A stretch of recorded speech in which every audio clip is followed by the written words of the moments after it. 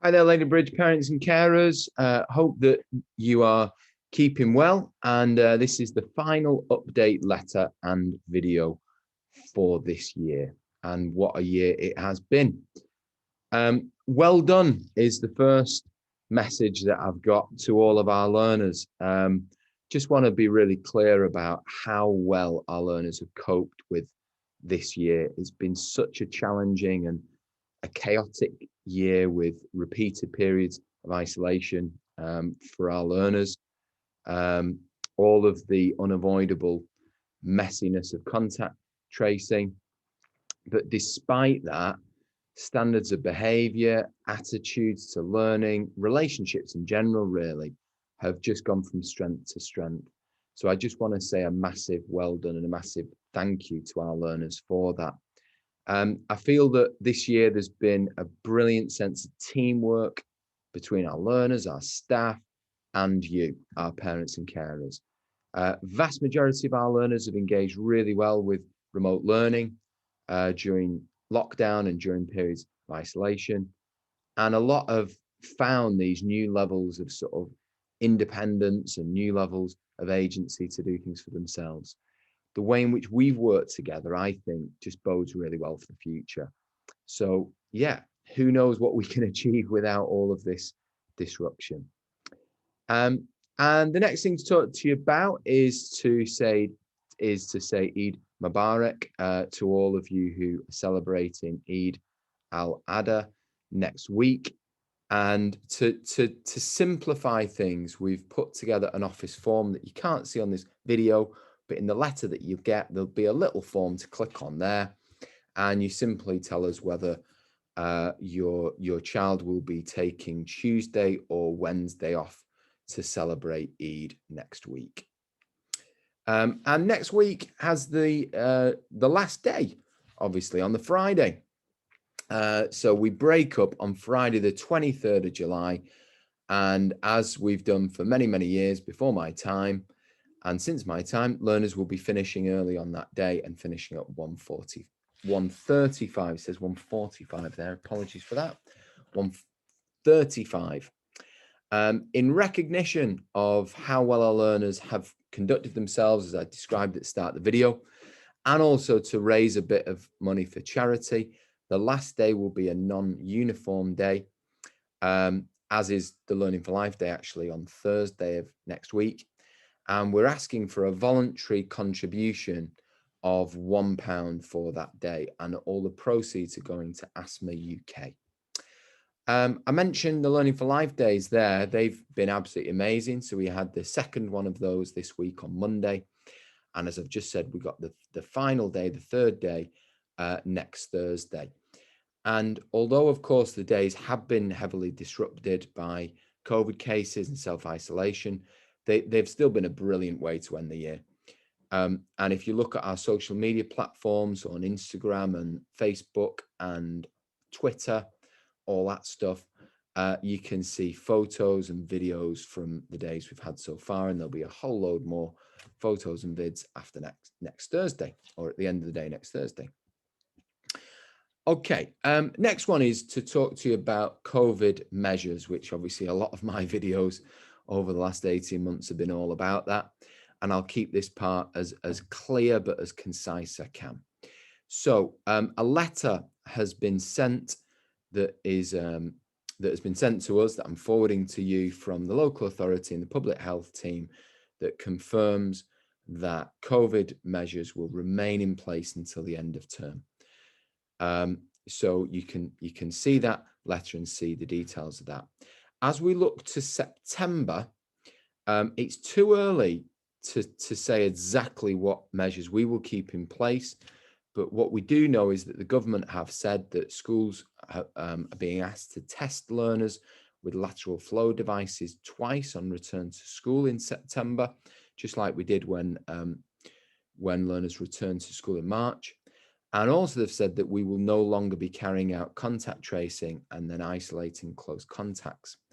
Now, I know that across all of our parents, there'll be really mixed views on that. There will understandably be those of you who are delighted about that and delighted about the reduction to disruption through not having these periods of isolation.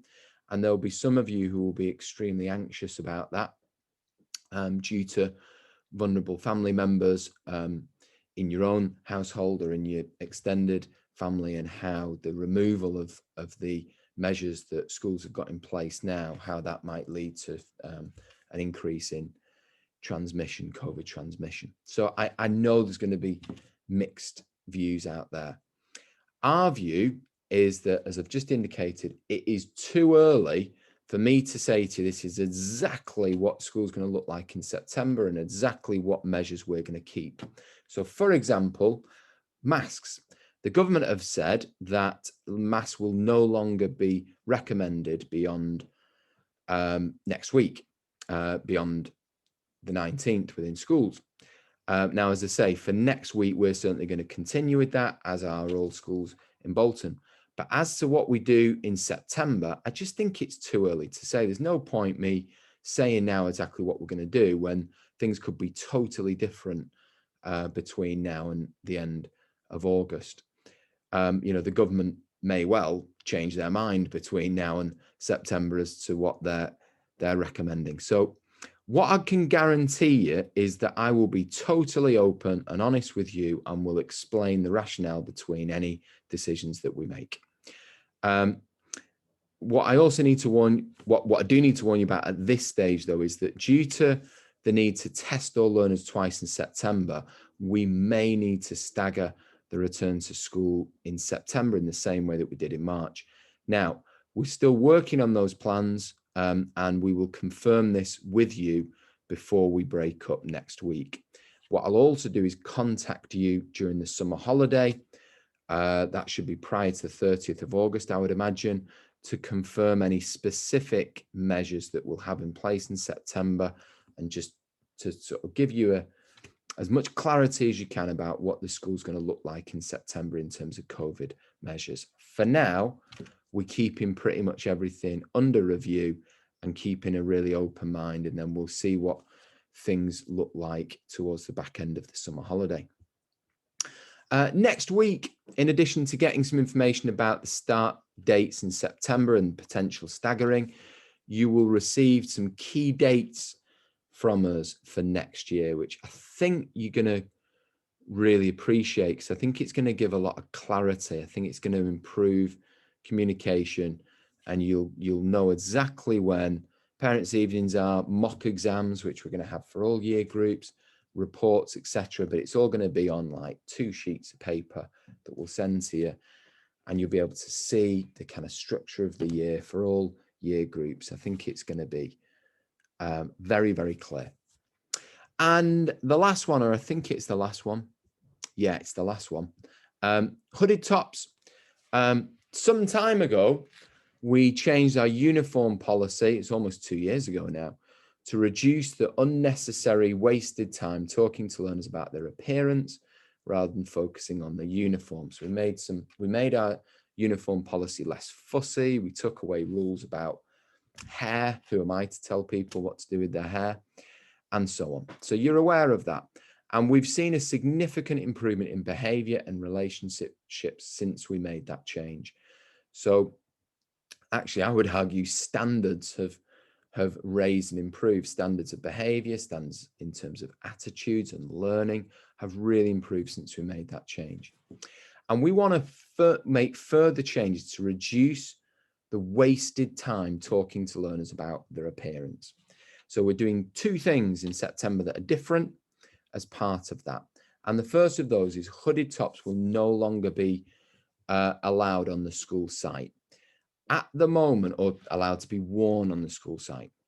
At the moment, we're wasting quite a bit of time asking learners to take off their hoodies on corridors and in classrooms. And I'm not saying for all learners, but for a fair chunk of learners, maybe, I don't know, a quarter of our learners tend to bring in hooded tops into school. And this is just getting in the way of learning and negatively affecting relationships and just wasting time of us standing on corridors saying, take that off, please. Da, da, da. It's not a good use of our time, and it doesn't help to improve relationships.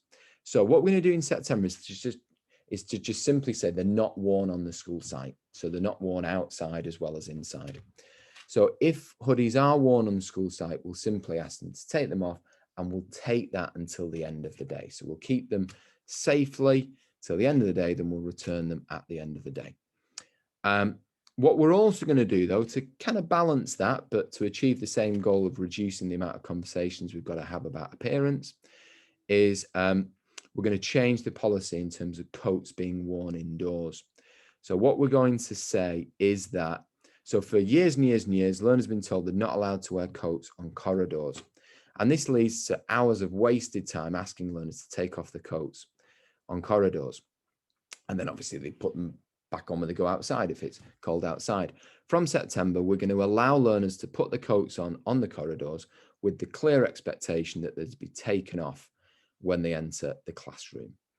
Just to jump back to the hoodies one, something I forgot to say, which I'll add to the notes before it's sent to you, is that we encourage, if you think, well, my child brings in a hoodie because they're cold, obviously it's absolutely fine to wear a jumper. So an all black V-neck jumper, doesn't have to be a school branded one, can be worn. So if you're concerned about the temperature, them getting cold, then they can, then they can wear a jumper.